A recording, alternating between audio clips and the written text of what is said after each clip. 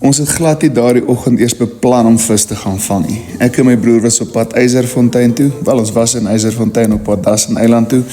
En die plan was eenvoudig. Vlieg die drone, neem die pikkewyne af en geniet die see.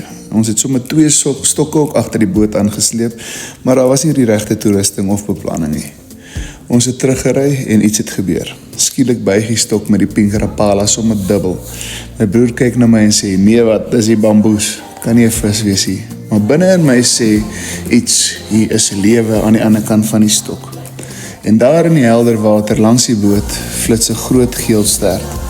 Ek het later besef daardie vis het my iets geleer baie groter as visvang. Ons leef in 'n wêreld waar ons almal jaag.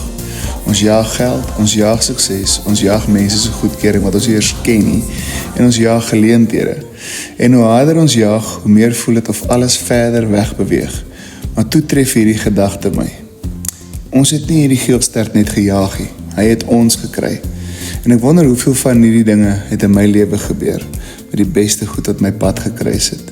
Nie omdat ek het geforseer het nie, maar omdat God dit op die regte tyd op my pad gestuur het. Moet my nie verkeerd verstaan nie.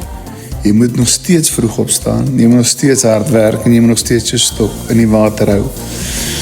Maar daar is 'n groot verskil tussen hard werk en desperaat jaag. Want wat God vir jou bestem het, hoef jy net iemand anders se hand te ruk nie.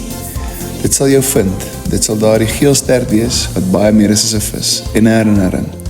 Werk hard, bly nederig, vertrou op God en onthou, jy hoef nie elke seën te gaan jaag nie.